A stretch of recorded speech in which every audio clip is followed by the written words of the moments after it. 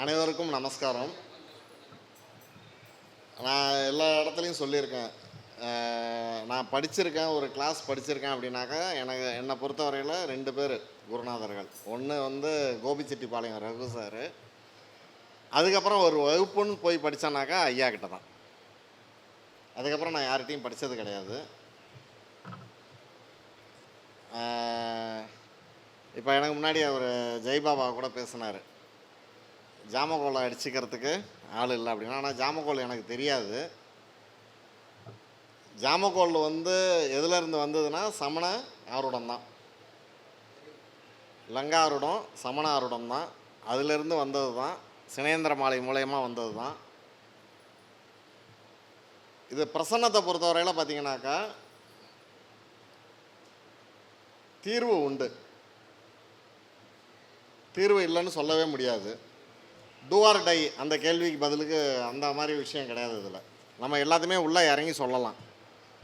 இப்போ ஒருத்தவங்க வராங்க, வந்ததை வச்சு நம்ம என்ன பண்ணலாம் அப்படிங்கிறத சொல்லக்கூடியது. இதுக்கு முன்னாடி பார்த்தீங்கன்னாக்கா மீனாட்சி அண்ணன் பிரசன்னத்தில் சங்கு பிரசன்னத்தை பற்றி மிக அருமையாக ஆராய்ச்சி பண்ணி அதை கண்டுபிடிச்சவர். பஞ்சாங்கத்தை இப்படி தான் கணிக்கலாம், இப்படியும் கணிக்கலாம் அப்படிங்கிறதுக்கு அருள் இல்லை அண்ணா. இந்த குருமார்கள் நடுவில் நானும் இருக்கேன். அப்படிங்கிறப்ப என்னை பெற்றெடுத்த தாய் தந்தைக்கு மிகப்பெரிய நன்றி. ஏன்னா எனக்கு என்னுடைய முதல் குருநாதர் பார்த்திங்கனாக்கா அவங்க தான், அவங்கள்ட்ட இருந்து தான் கற்றுக்கிட்டேன் இதெல்லாம். இப்போ போகிற பிரச்சனை பார்த்திங்கனாக்கா 2 விஷயந்தான் போகும். ஒன்று குழந்தை, இன்னொன்று திருமணம். வேறு எதுவும் கிடையாது. இப்போ ஒருத்தன் வரான், நம்மள்கிட்ட ஒரு நபர் வந்து ஜாதகம் பார்க்குறதுக்கு பிரசன்னம் பார்க்க வராங்க. வந்த நேரத்துக்கு ஆருடம் போடுங்க. ஆருடத்தில் இந்த கவிழ்ப்பு, மறைவு ஸ்தானம், உச்ச நீசம் எதுவும் கிடையாது. ஸ்தான பலன் உண்டு. 5, 9 தொடர்பு. 5ஆம் அதிபதி 9லேயோ 9 குடையவன் 5லேயோ தொடர்பாகி ஆருடத்தில் நின்றுதுன்னா குழந்தை பற்றிய கேள்வி உண்டு.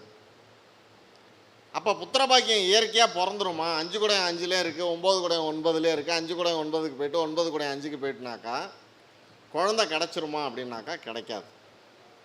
வைத்தியம் போனால் தான் கிடைக்கும். அந்த இடத்துல நல்லா ஆய்வு பண்ணி பார்த்தீங்கன்னாக்கா புதனோ சனியோ சந்திரனோ தொடர்பாகும். அவங்க கேள்வி வர நேரம் ஒன்று ஆணாக இருந்தாக்கா அவனுக்கு கவுண்டிங் குறைபாடில் இருக்கும், பெண்ணாக இருந்தால் கருமுட்டை குறைபாடு கட்டாயம் இருக்கும்.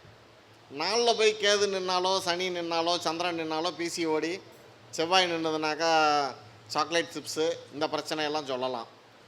இதை ஆணுக்கு மாற்றி பேசணும்னாக்கா சொல்லலாம், போகம் வேறு விதத்தில் இருக்கும் அப்படின்னு சொல்லிடலாம்.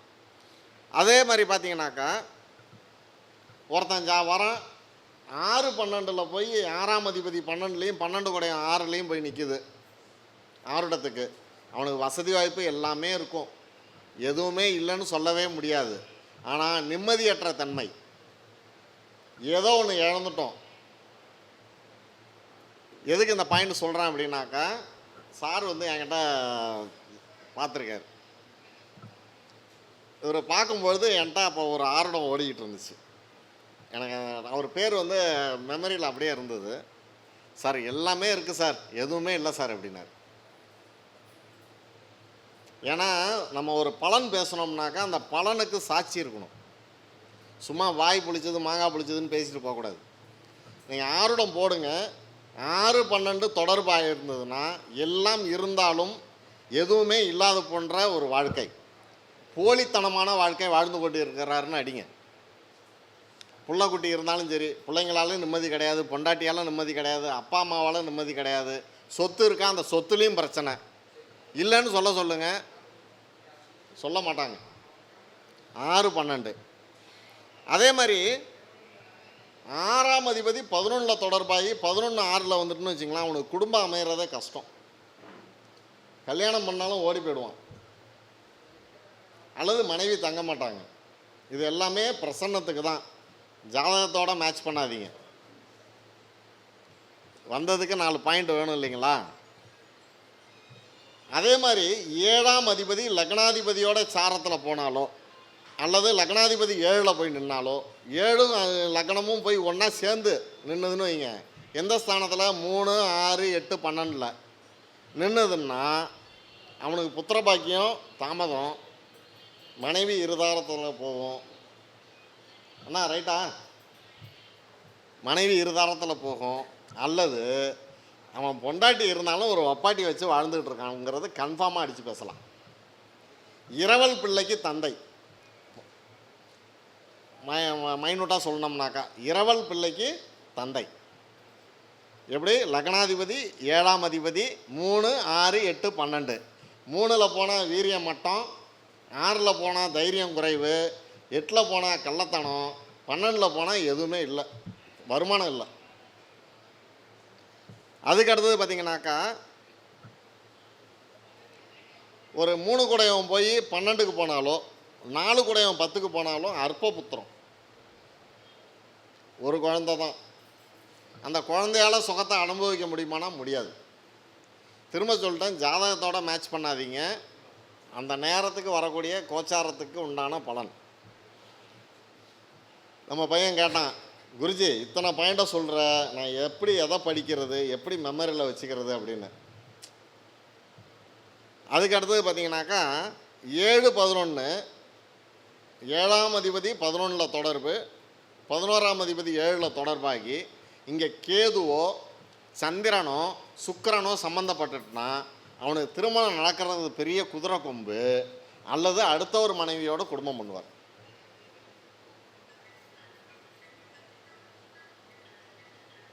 புரியலைங்களா? யோசிக்கிறீங்களா? ரொம்ப கல்யாணம் ஆயிடுச்சா இல்லையா? இல்லையோ? யோசிக்கிறத பார்த்தா பயமாக இருக்கு. இதில் என்னன்னு கேட்டிங்கனாக்கா,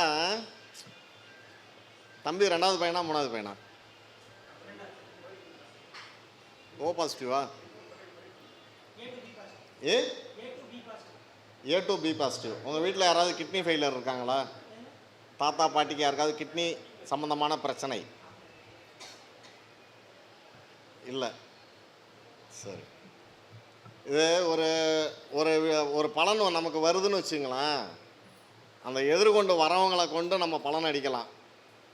இப்போ நவமணி ஐயா அடித்தார், இந்த இந்த நட்சத்திரத்தில் தான் இருப்பாப்புல, இந்த இது தான் வரும் அப்படிங்கிறது. அதே மாதிரி தாங்க அந்த பிரசன்னம். இதுக்கு எல்லாத்துக்கும் பரிகாரம் உண்டா? ஒருத்தனுக்கு குழந்தை பாக்கியம், ஜாதகத்தில் புத்திர பாக்கியமே இல்லை, 2 பேருக்கும் மைனஸு, குழந்தை உண்டானா உண்டு, குழந்தை கொடுக்க வைக்கலாம்.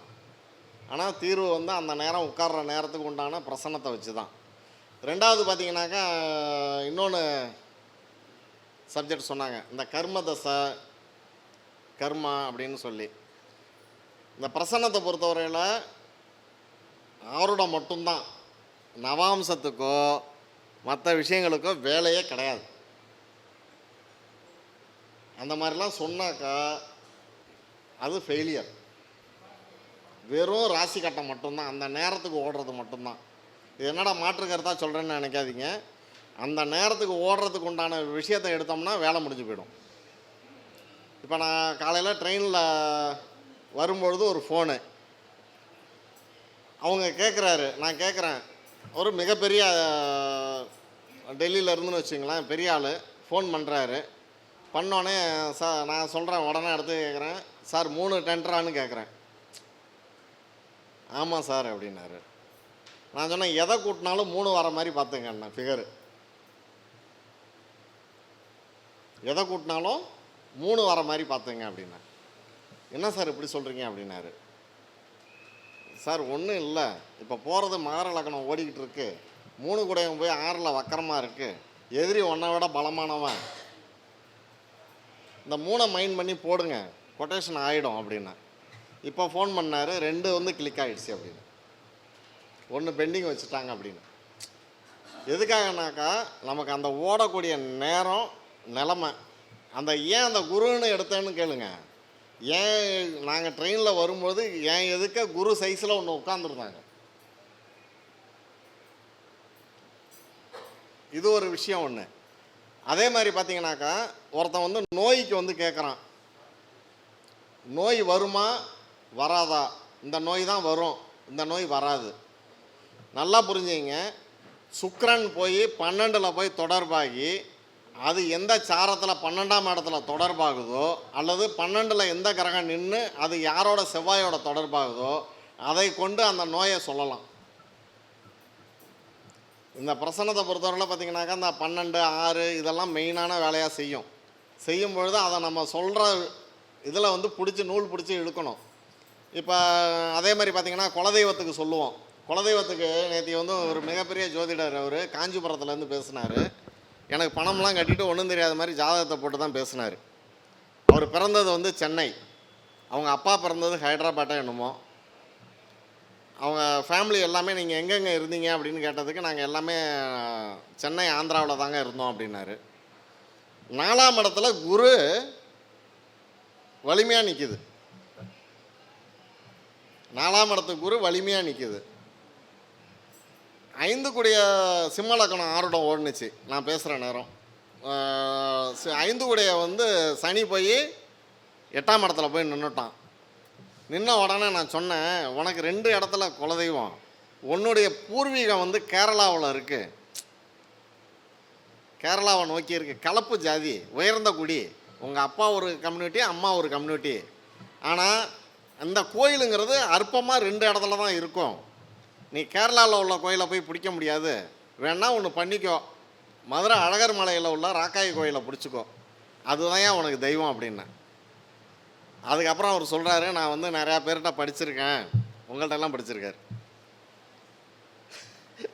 உங்கள்கிட்ட படிச்சிருக்காரு, நிறையா பேர்கிட்ட படிச்சிருக்கேன், நானும் எல்லார்கிட்டையும் வந்து அனலைஸ் பண்ணியிருக்கேன். எனக்கு குலதெய்வம் அந்த ராக்காயிங்கிறது தான் தெரியும், கேரளாவில் உள்ள கோயிலும் தெரியும், ஆனால் நாங்கள் இந்த கோயில் தான் கும்பிட்றோம்.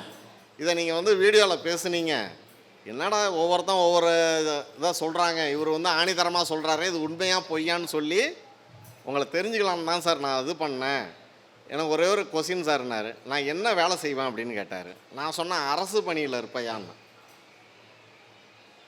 உயர்ந்த பதவியில் இருப்ப, அதில் வந்து உன் மேலே ஒரு கேஸ் ஒன்று போயிட்டுருக்கோம் அப்படின்னு. திருப்பி நான் ஃபோனை வச்சதுக்கப்புறம் எனக்கு ஒரு 2000 ரூபா பணம் போட்டார், ஃபீஸ் இல்லாமல். அது சொன்னார், உங்கள் கிளாஸ் பண்ணால் சொல்லுங்கள் சார் அப்படின்னாரு. நான் சொன்னேன், தயவுசெய்து உன்னை சேர்த்துக்க மாட்டேன் அப்படின்னேன். ஏன்னு கேட்டாக்கா, ஒரு ஆள்கிட்ட படிச்சுட்டு அதோடு முடிச்சுட்டு படிக்க ஜோசியம் பார்க்குறவன் புத்திசாலி, எல்லா இடமும் படிச்சுக்கிட்டே இருக்கிறவன் படிச்சுக்கிட்டே இருப்பான். உண்மை தானேண்ணே? சரிதானே? ஏன்னு கேட்டிங்கன்னா, இப்போ அண்ணன் மெத்தடை பிடிச்சா அண்ணன் மெத்தட்லேயே போகணும், அதிலே போயிடணும். போனால் தான் அதில் ஆழ்ந்து ஆழமாக நோண்டி பார்க்க முடியும். இல்லை இவர் ஒன்று சொல்கிறாரு, அவர் ஒன்று நடத்துகிறாரு, இதிலேருந்து கேபி தாவலாமா, கேபியிலேருந்து நாடி போகலாமானாக்கா ஒன்றும் பிரயோஜனம் கிடையாது. ஒரே மெத்தடு படிங்க. ஏன்னாக்கா நான் கூட இப்போ காலைல சொல்லிகிட்டு இருக்கிறப்ப அவங்க மீனாட்சிக்கிட்ட சொன்னேன், எனக்கு ஹோரை இதெல்லாம் தெரியாதுங்க அப்படின்னா. என்ன சொல்கிறீங்க அப்படின்னுச்சு. பஞ்சபட்சியெல்லாம் தெரியாதுங்கண்ணா. எனக்கு தெரியாதுங்க அப்படி. அதுதான் உண்மை. என்னன்னாக்கா, நம்ம வந்து சொல்லக்கூடியதான் ஆழமாக சொல்லுங்கள், அழுத்தமாக சொல்லுங்கள், திருத்தமாக சொல்லுங்கள். சரிங்களா? நன்றி.